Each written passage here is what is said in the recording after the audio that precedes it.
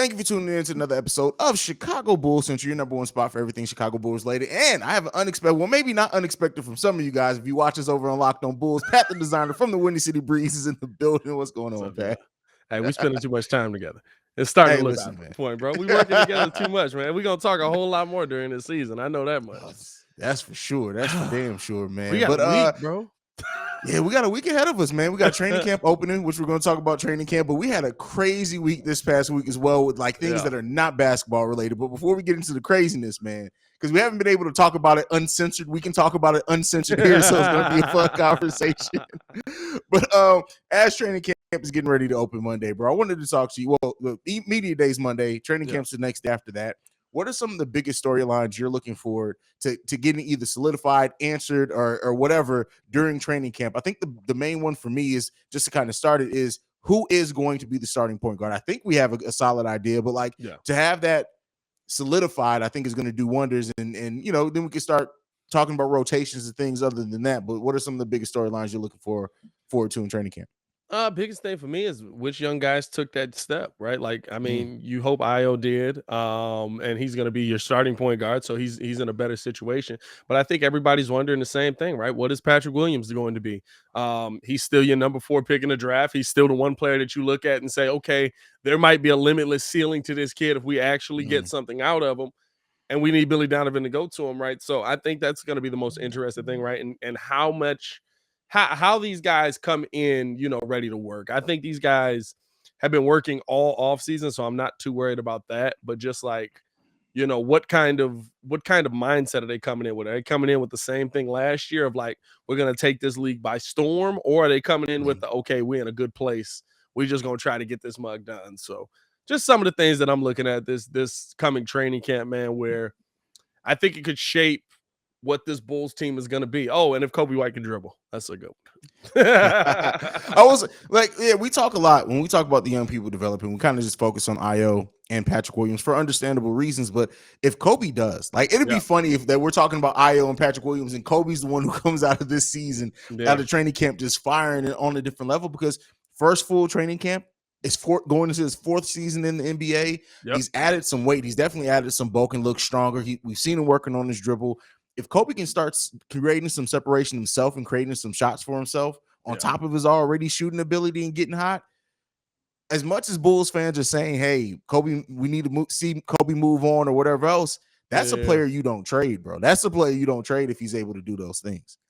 It's going to be, I'll say this, right? And I had Hoodie on today's episode of The Breeze, Jonathan Hood, and he asked me kind of like, who's going to be that number 2 for the Bulls? And I think the thing that's going to be the most interesting thing to see is which one of the young guys kind of takes the mantle of, okay, I'm putting myself in a position to where if somebody goes down, I'm the guy. Right? Like, it's going to be Zach, it's going to be DeMar. But if, say, DeMar has a little hamstring or something that day, or Zach LaVine has a little knee soreness that day or something like that, right? Like, who's going to be that number 2 that just steps up? Because in our minds, right, it's guaranteed to be P. Will. But, I mean, listen, if Kobe White can turn himself into a guy that can get to the bucket, we know he can score. His problem with scoring was, 1, they tried to turn him into a spot-up shooter, and 2, he couldn't get past anybody. It's the small arms, man. AK don't want you if your arms is tight. AK would have never, as soon as Kobe White would have put up he would have got the wingspan report. He'd be like, nope, we're passing. We're not drafting. Who would AK have drafted instead of Kobe White? Who had the fire wingspan that year in the draft? That was the 2019 draft? Is that 19? I'm trying to think who else was in there. I can't remember. No, because Obi is the one with P. Will, right? Obi Toppin is P. Will's draft. That sounds right. So Kobe White's draft. Oh, it would have been Cam Reddish all day long. Dang, that's a good pick too. It would have been Cam. When you look, Cam Reddish, 6'8" with an over 7-foot wingspan, it would have absolutely been Cam. Yeah, Cam went at 11, something like that. Cam ended up going number 10 to Atlanta. 10, okay, yeah. Yeah, it would have definitely been Cam. I'm looking at this list. I'm like, either Cam or that would have been too far of a reach, because I could see AK going for Matisse Thybulle, but not that far down. So Thibault is another one. Thibault's got ridiculously long arms. I don't think he got to bend over to scratch his knee. That's always weird, bro. Bro, you ever seen that? It's weird, bro. Absolutely. That's My a weird son, dude. my oldest son can do Your that. son Bro, is like that? He's 6'1" with a 6'7" wingspan. When somebody just looking you in your eye, just like, bro. So I was telling you the other day, like, are you scratching your knee right now, bro? Like, it's weird, bro. It's strange. It's strange, man. It's a strange thing. Outside of the young players and players developing, the thing that I'm looking forward to, and we won't really get an answer to this, maybe not even in preseason, depending on how much of their playbook they run. But like, how does the coaching staff adjusted to another year of the basically the same roster, right? We've, like you said, Kobe White kind of being forced to be a spot up shooter. Patrick Williams didn't have the ball in his hand a lot in his year and in a 10th, if you want to 12 call games. it that. Yeah, but what we've seen from Patrick Williams is like he's much more dangerous and engaged when you have the ball in his hands. And as we talked about on Locked On Bulls, like what if that does unlock a little bit something different with this Bulls offense to actually use Patrick Williams as a point forward? So I don't expect, at least I hope that we're not running the exact same offense. I hope that, with continuity, things like that, we're seeing this coaching staff add a little bit to the offensive scheme and defensive scheme to that matter. And it helps push these players in better positions as well. So yeah, for sure. I think that's the biggest part, right? Like the one thing that I think we all want to see is Billy Donovan not shy away from guys that are hot. Billy Donovan not shy away from Nikola Vucevic if he's cooking in the paint, right? Like and just kind of putting guys in a position to continuously be successful game in and game out, not just based on, okay, DeMar's cooking tonight, so we're gonna let DeMar go, right? Like I feel like DeMar's the only one we ever really saw them do that with. Like outside of that, like it would seem like they would go away from everybody else in the scheme, even if they were killing their matchup. Yeah, I can tell you how many games Vooch was actually cooking in the first half, and then there's 3 shots in the second half. It's like, what you doing here, man? Come on, bro. Yeah, and maybe that's on Vooch too, to go down there a little more. But I think that the coaching scheme itself is very important to see what this team is going to turn into, because there's a lot of times last season where, I mean, you saw at the end of the year, right? When you put the ball in Patrick Williams' hands, he can score. Yeah. He can get to the bucket. He can attack the rim. Like, okay, how do we build off it? That's going to be the exciting part of this season, where you're going to try and see, okay, are we going to see some steps from these guys? And could Patrick Williams really take that jump, right? Like when he had the ball in his hands, he wasn't just putting up like 15 points, 12 points. Like he was putting up 31 like points, 25, 20, 25, 31. Yeah. You know what I mean? Like 20 plus points per game. So you can tell that it's in him. It's just a matter of giving him the opportunity to use it.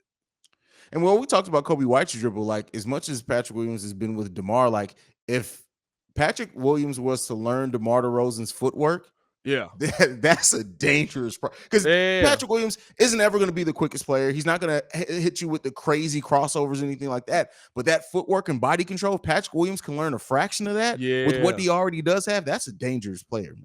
He got it. I don't know if he actually has it yet, but it really looks like he's got that snatch back down point, bro. When he's coming up the court, a little behind the back, bring it up, let you see it, snatch back, step back jumper. Like if he start hitting that one, bro. Hey, listen, I need to see the handle on display is all I'm saying. That and that the floater he used in the pickup game, and we saw him try to develop a couple times. Like somebody with a 7-foot wingspan with a floater, that's almost unstoppable, bro. Like he seemed very straight line.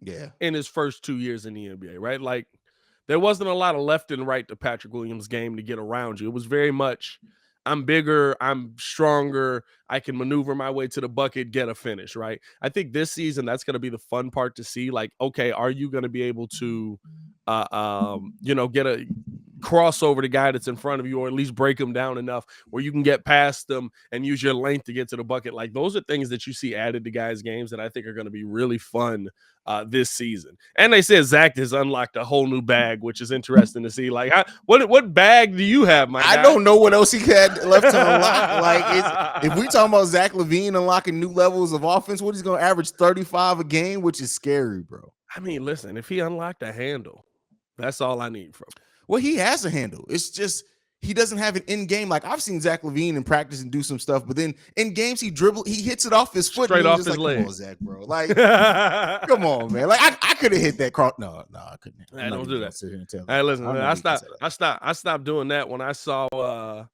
what was Buddy's name? I think his name was Kendall Hinton. Played for the Broncos last season or 2 years ago during COVID.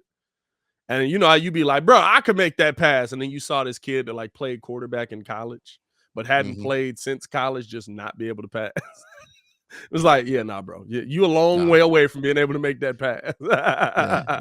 It'd be like that sometimes. But all right, we talk very sensibly. And I hope you guys got a lot of basketball know-how out of that. But bro, we've been very restricted in how we had to talk about this, and let's go ahead and take it off, man. This has been a crazy ass week in the NBA, bro. Like we've seen some shit.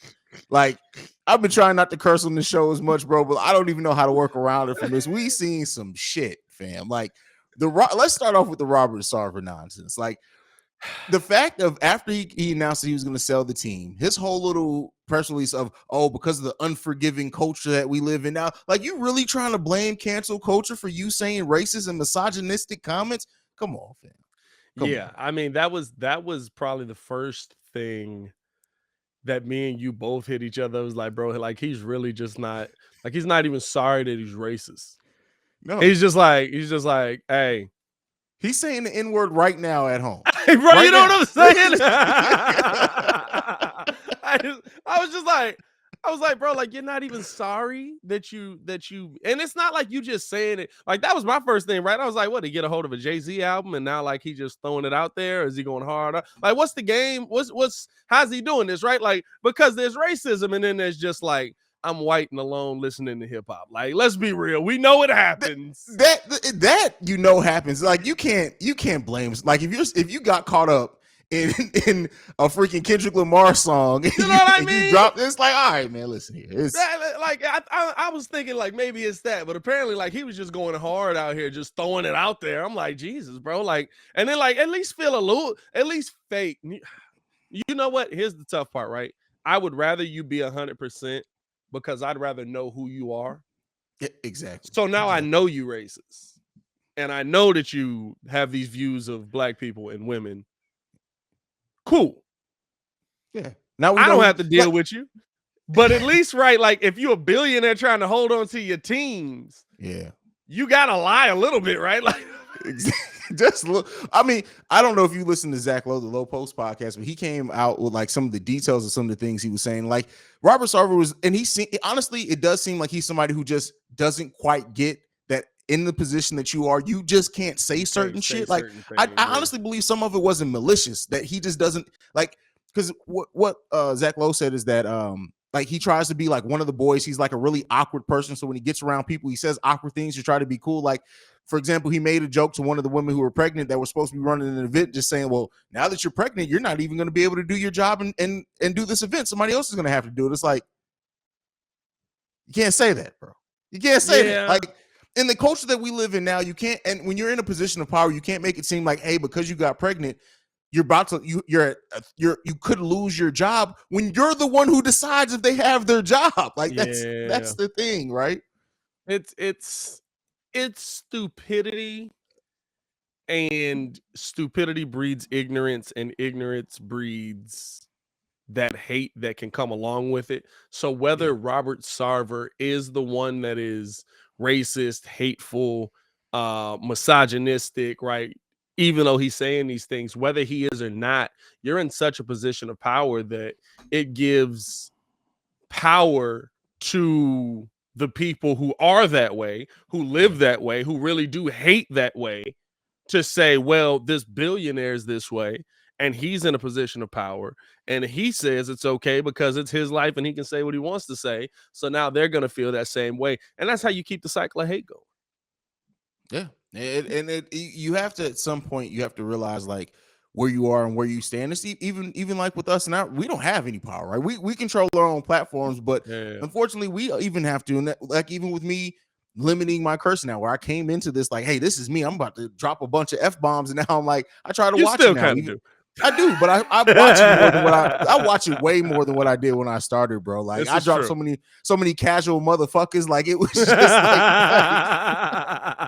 But now I try to Just watch it. rolls off the tongue so well. It, but I try to watch it because like I did realize that while I am being me and I'm just chilling and I'm doing the shows that hey, this is a sports show. That means that Yeah. hey, there's a 13-year-old who's literally who loves the Bulls who might find this show and is like, hey, he's just dropped an F-bomb. Like last thing I want anybody to be like is walk in their kid's room like, what you listen to? I'm listening to Chicago Bulls Central and I'm like, yeah, you bitch ass motherfuckers. And it's like, come on.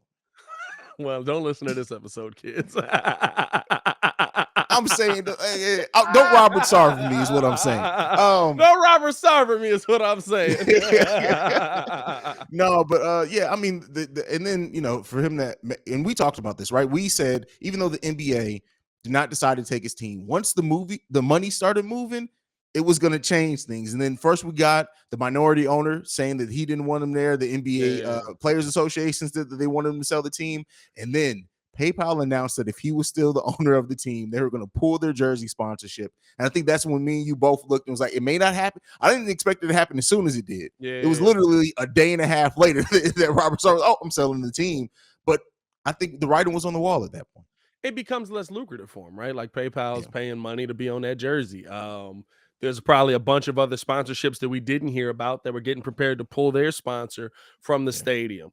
I think the toughest part of all of it is, right, like at the end of the day, it wasn't surprising. And I said that over on Locked On Bulls, and that's the part that like is the most sad part about the entire situation. Like you literally, when they announced like Robert Sarver says racist comments, I was like, of course he did. Like, yeah. White billionaire in a position of power? That's of course he did. Like, That's literally what you said. I was there. Why is everybody so surprised about this? Listen, what am I supposed to believe? Jay Reinsdorf has never said something outlandish. Like, it's just not. It's not human. It's not American nature. I shouldn't say. I'm not going to say it's not human nature. It's not American nature. Every American says something outlandish at some point in their life. But when you're in a position of power like that, you got to be a lot more careful about what and who you say things to because of the climate we live in. Like, it's not the 50s no more. You can't just like roll up to your secretary, smack her on the butt and go, "What's good, sweet cheeks?" and think that you're going to be good throughout the day. Which is wild that we ever lived in that time, by the way. But it's wild, bro. Like, it is what it is, man. Everything happens the way that it's supposed to happen in the long run, and we'll see who ends up buying the team. And it may be some, like I speculated, it may be an owner that comes in and buys the team. Because keep in mind, the Phoenix Suns, even like trying to trade Jay Crowder, and even being on the precipice of being a championship team, he didn't like spending money. He didn't like being in the luxury tax. So there may be an owner that comes in and is like literally like, "Hey, man, listen, are we gonna win? All right, spend the money." Let me see Byron Allen get the mugs, bro. Byron Allen buying everything out here. Shout out to Byron Allen, bro. Hey, man, it'll be Jeff Bezos with our luck, bro. I mean, this Phoenix. It ain't my luck. I hope the worst owner in the world buys them. Let's get. I mean, let's get money from the Knicks, another team. All right, but after that, right? So that's how we started it off. That was and a Monday. Little did we know, huh? Oh, that was Monday. Yeah. Little did we know that there was something even bigger on the horizon coming. Ime Udoka, bro. This is like looking at and how this has been tracking, bro. Like I don't know if you even caught this because I just caught it. I think it was last night, if not it was the night before, that there was actually a burner account. They still don't know who the burner account was. That 3 hours before the Celtics made their announcement that he was possibly being suspended, that posted, about this situation, basically all the details of it. And so if somebody's out there with a burner that knew this, that basically released information, which makes it weird. Then the Celtics come out with their things that it was a consensual relationship. And then after Brad Stevens, his press conference, it seemed like there were inappropriate, really unwanted comments made. And then yesterday we just get, who was it? Was it Matt Barnes? Matt Barnes, who then said that he had all the details, and it's even worse than what we know. This is one of the craziest situations I really think in professional sports in which a coach is being removed for a relationship. Like, and apparently it's more than that. But go ahead. Yeah, I think we're gonna get to the point where there's probably gonna be some legal action taken. That's how this feels to me, right? Because even Richard Jefferson with the vague tweet of if it was consensual, why are they suspending him? Mm-hmm. Like, y'all got to be smarter than it. Like, literally him basically saying, like, there's no way y'all believe what they're telling you. Yeah. You know what I mean? I think that the weirdest part of this entire situation is seeing people trying to pick a side instead of just hoping for the right outcome. Like listening to Malika Andrews yesterday, who's somebody I'm very much a fan of. I really enjoy the work she does at ESPN and how she puts out her content and stuff like that. But seeing her like try to come to the defense of the women that weren't involved when like there wasn't a need for it at that moment. It's just like we don't have to pick a side, right? Like we can just hope for the right thing to happen here. I think she came in prepared for a question or a statement that Stephen A actually did not make, but other people have. And then once she heard anything along those lines, she went right into that fight or flight mode that was already built in. Like, let me be clear here.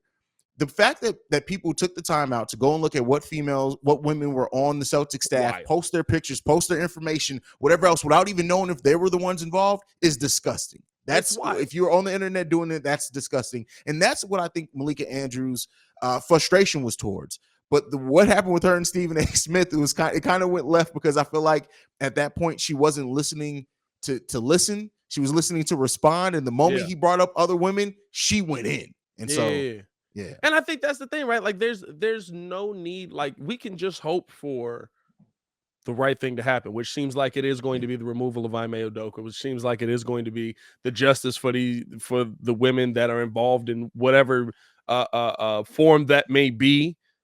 We still have basically no details on it, but I take issue with people that are trying to find a political side of things to attack on this point. And I also take issue with how the Boston Celtics have handled it. Like, if this is as bad as everybody, or literally, like this is like to me at this point is getting to the point where it's like the secret in the last or in the first Jurassic Park with Chris Pratt was that the dinosaur had Velociraptor in it, but we knew it 10 minutes into the movie. If you looked at the dinosaur, you could tell that the dinosaur had a Velociraptor in it. Like, like that's how this is starting to feel. And it's like, listen, we know what the outcome of this is going to be. What are you waiting for? Yeah, like, I really have an issue with how Boston's handling it. It's like, okay, everybody around y'all is like, this is bad. Like, it's really bad. Like, it's ridiculously bad. And then the case of this, even if so.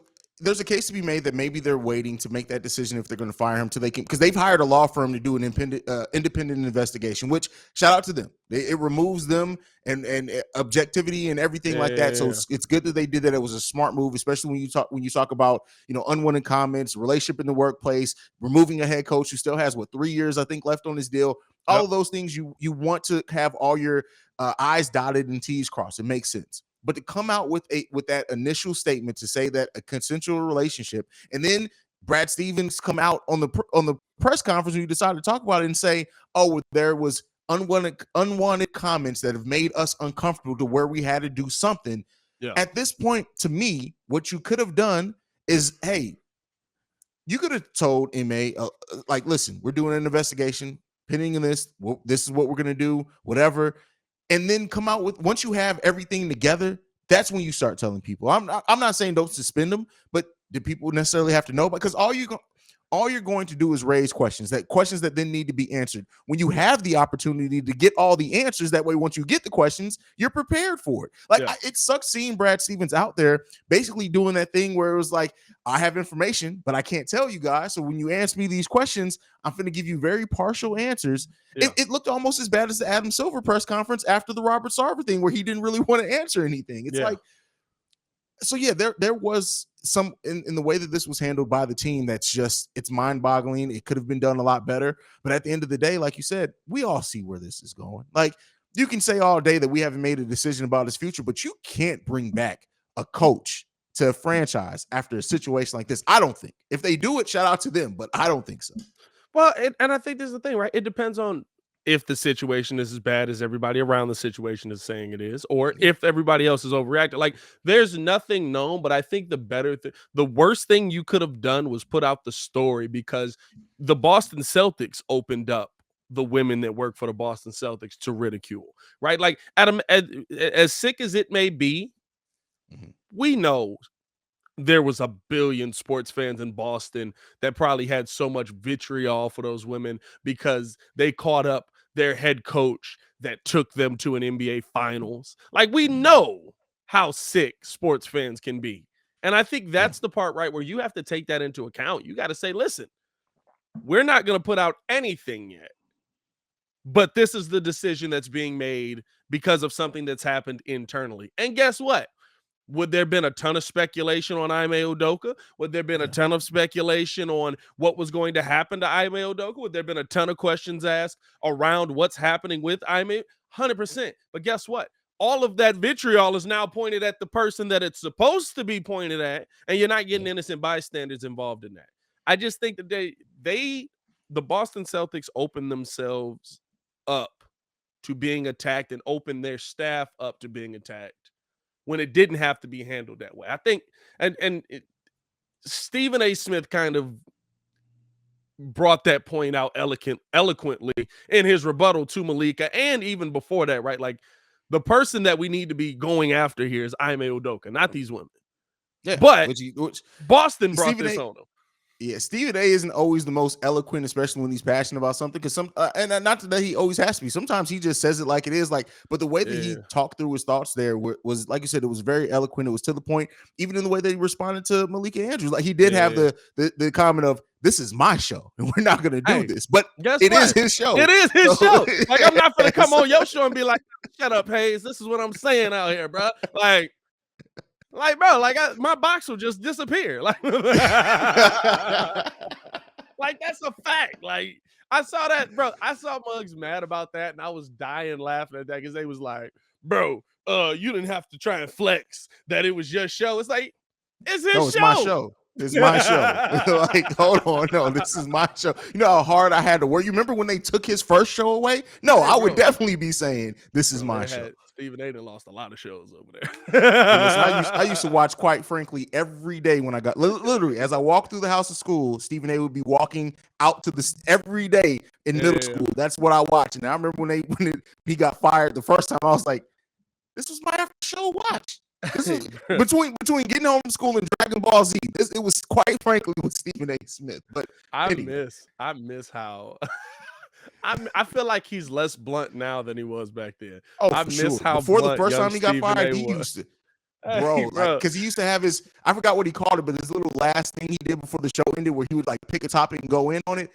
That man was cooking, bro. Hey, bro, when they said, I'll never get this. How do you feel about the Los Angeles Lakers trading Kwame Brown for Pau Gasol? Was it Pau or no? Who did Kwame get moved for? No, it was Pau. Was it Pau? They moved him and Mark. Because they traded Mark Kwame to. I don't remember. Oh, yeah, I don't remember. Was for Pau. I don't remember, bro. I just remember him being like, "They came up. He's a bona fide scrub. No disrespect to the brother, but he's trash. He got small hands. He's got no post moves. He's got no game. No disrespect." It's like, bro, that's all disrespect. That's like, this is his crap, brother. It's like, bro, I didn't know you did such a good Stephen A. Smith impression. That was good, brother. I gotta give it to you there. I do a little. Gotta give it to you there.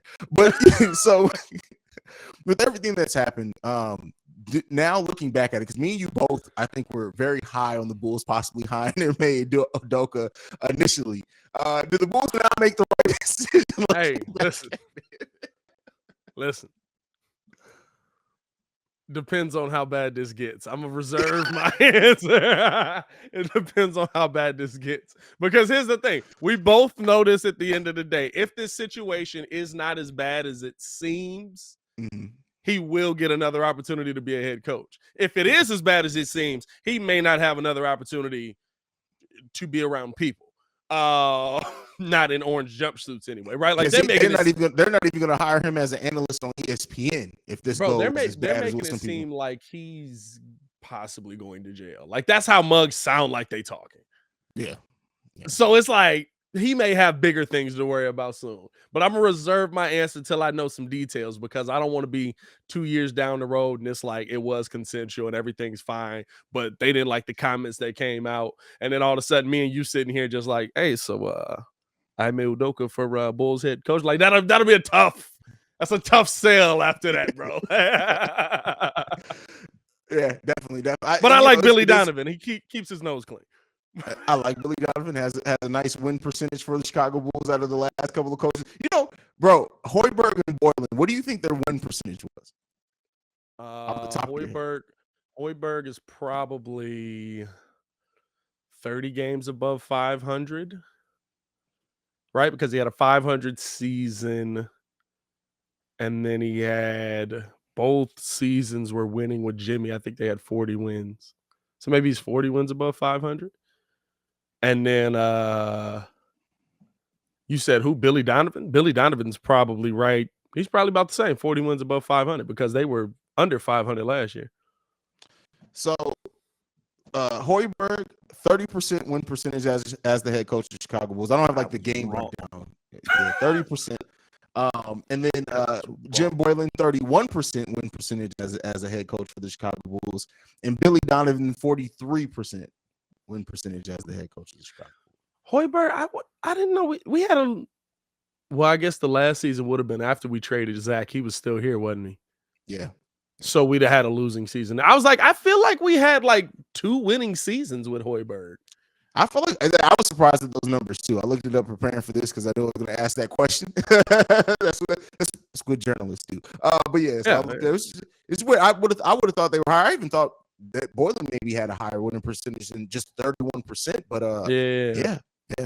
It's been dark days. Boylan, I wouldn't have thought because they were trash under Boylan. We was winning 20 games a year, but I thought we had 2 winning seasons with Hoiberg because he was only here 3 years, right? Was it 3 years? I thought it was only 3 years because we definitely didn't re-up him. He got his first deal. He had Jimmy. And in his first year, we were supposed to get younger and more athletic. Oh, no, they traded Jimmy after his second year. So, yeah, probably. So, he was the head coach of the Chicago Bulls for 3.5 years. His first year, we won 42 games and lost 40. The second year, we went 500, 41 and 41. His last year, we went 27 and 55. That's after the Jimmy trade. Yeah, and then before he got fired, we were 5 and 19. Yeah, I remember that during the season.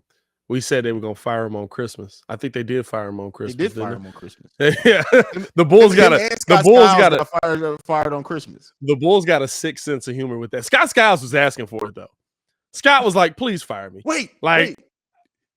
Yeah, I remember like Scott Skiles, every coach. Well, not every coach. Some coaches just literally have you can be a coach of one team for 3 years and you got to go. Like you just have the personality of that. You could tell towards the end of that Scott Skiles run that the players, every time he turned his back, they contemplated hitting him in the back of the head with the steel chair like Mankind. Like you could just tell. The wild part is right. Scott Skiles wasn't a bad coach at all. No. But the team was so young and they just did not want to work. Like, I mean, you had young Tyson Chandler, young Eddie Curry. Like, they did not want to put in work. And so Scott was just like, fire me. Like, please fire me. Like, and they literally convinced him to come back. Yeah. They were like, no, just keep working with him. We'll get you some help. You know what the help was that they got him? They got him Scottie Pippen back on the contract. I mean, we did make the playoffs every year that he was here except his first year. So there you go with that. Then he went on to Milwaukee, and they only made the playoffs once. He then coached one season in Orlando as well. But you know who the Celtics need to hire if they do fire Ime Udoka? And I'm just beating this drum because we know he's a good coach, and you discovered this on Locked On. Vinny Del Negro. Get Vinny Del Negro in the building. Come on. Let me get Vinny, man. Vinny might not fight Brad Stevens because Brad Stevens is nice. This is true. Like, Vinny's fought every GM he's had. You know, Pax is willing to throw blows. like how that whole situation would have went down. Like, because didn't they say? Because was it Vinny that started or was it Paxton that started? I can't remember what they said. I think they were going back and forth about. Somebody reached over the desk. Who was the initial one to reach? They were going back and forth, but I think that's what it was. I think Vinny was at his desk talking crazy, and Pax was like, "Bro, like." I played with Jordan, bro. Like, it's a requirement to throw these hands. I think that's how it went, bro. And then like he grabbed him, and then like Vinny's like 6'9", so he tried to choke that man out. That's hilarious, man. We've had our own fair share of drama. Thank God the Ime Udoka thing is not going on here at the Chicago Bulls, because it'll be a complete shit show. Ultimately, too, like, with the whole Ime Udoka thing, just to kind of put a bow on it and go ahead and wrap up the show, is that I think this needs to be an example of why not to react until you have the full details. Now, you can report on the details that have come out, yes, but not to overly react to them until we have all of the details. And I won't lie, like I had to watch myself with it. There was a time there where I almost reacted as well. I was like, hold on, let me calm down. Let's wait to see more stuff that comes up, and we still have only seen the tip of the iceberg. Once the full report is done, if it's released, whatever else, that's when it's time to react. But at this time right now, stop doxing women, stop worrying about it, stop having these think pieces on eye long like pretty people don't get cheated on too. Like, let's just move on. Yeah, I think that was the weird part, right? Like, it was like just the you don't cheat. Now, I am on board with that. Don't cheat on Nia Long. Like, let's be 100%.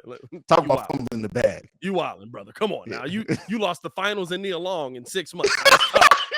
Bro, like, come on, dog. You got to do better. That's a rough 6 months, bro. That's do better, bro. You know what I mean? Like, you lost the finals and Nia Long in 6 months, and your job, possibly. And you lost the finals, your job, and Nia Long in 6 months. You got to do better. But at the end of the day, man, like, listen, we don't know Nia Long. Like, I think that's the weird part about social media to me. The people that are just like, yes, I can believe one thing, but the people that are just so, oh, how could you? She's such a beautiful person, and I don't know what to do now that you have cheated on Nia. It's like, you ain't going out to dinner with her at 6. You don't know her. You don't know these people, bro. You don't know these people, man. It's just like the people who reacted to Lemonade, and then we find out that like Beyonce like throws plates at Jay-Z. It's like, hey man, listen, just chill out a little. Listen, it's like I'm not saying Jay should have cheated, but yeah, but hey, if you got to walk through your crib and keep your head low.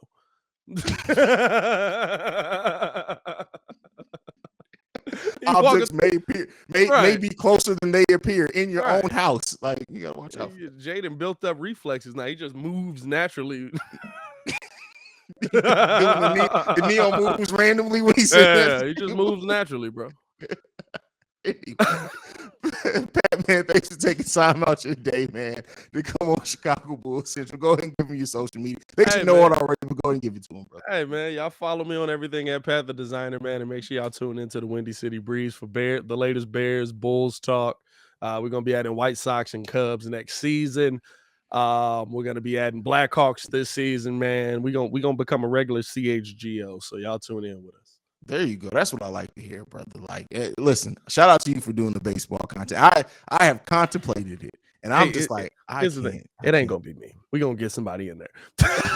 It's gonna get somebody in there, because I'm not rational with it, bro. Like, I'm like, this is the worst season I've ever seen with the White Sox. Like, legit. Like, because I had so much hope and they dashed all of it. Like, I'm just like, bro, like, I hate y'all. Yeah. That's crazy, man. But y'all make sure y'all go and support Pat, man. You know where to follow me at Bulls Central Pod. You can send us any feedback, questions, comments, concerns, bullcentralpod@gmail.com. Lastly, you can leave a text and our voicemail 773-270-2799. We're the number one spot for everything Chicago Bulls related. For Pat, this is not Locked On Bulls. I almost went into my whole Locked On Bulls spin. This is Chicago Bulls Central. Love you guys. Peace, y'all. Peace. This has been a presentation of the Break Media.